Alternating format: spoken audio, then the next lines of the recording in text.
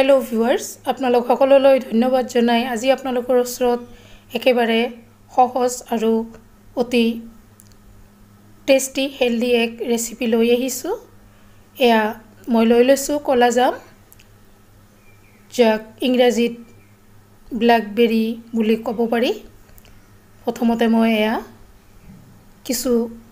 কলা জাম মই বাছি লৈ লৈছো ভাল ভাল চাই কাৰণ বাচ্চা সকলে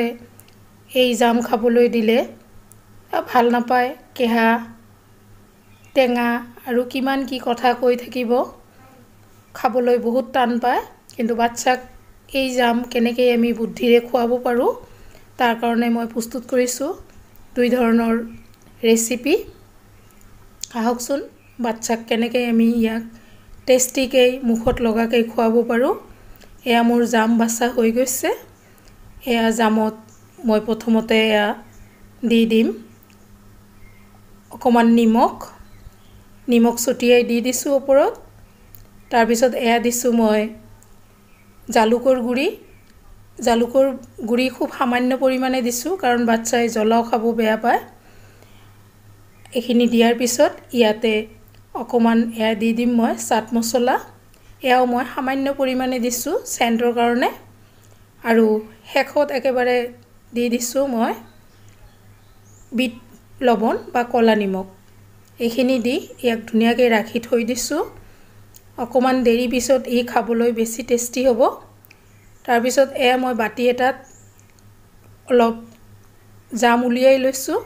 আৰু এয়া মই হাতেৰে মুহাৰি গুটি কেইটা বেলেগ কৰি লৈ আছো এনেকৈ গুটিখিনি জামৰ মই গুটিখিনি উলিয়াই লৈ লম জামৰ গুটি উলোৱা হৈ আছে আপোনালোক সকলোলৈ ধন্যবাদ যি সকলে ইতিমধ্যে মোৰ চেনেলটো সাবস্ক্ৰাইব কৰিছে আপোনালোকে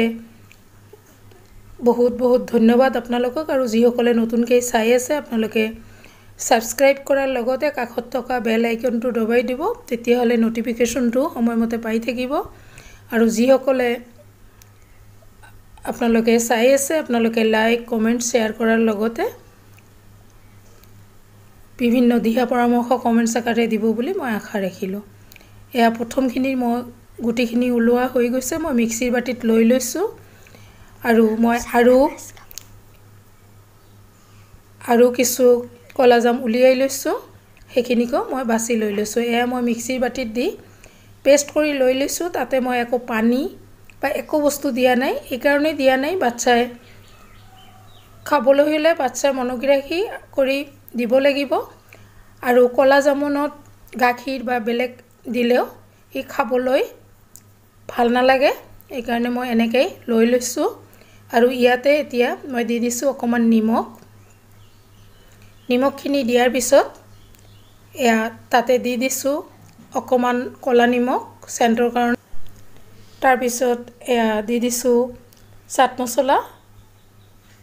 4 ভাগৰ এচামুচ এয়া দি দিছো জালুকৰ গুড়া অকমান এখিনি দি তাৰ পিছত এয়া দি দিছো এচামুচ চেনি এখিনি দি ভালদৰে ইয়াক ফেটি লৈ লম আৰু এনেকৈ দিলে বাচ্চাই ধুনিয়াকৈ খাব আৰু বহুত ভাল পাব লগতে কলা জামুখিনিৰ ভিতৰত ইতিমধ্যে মোৰ মছলাখিনি সোমাই গৈছে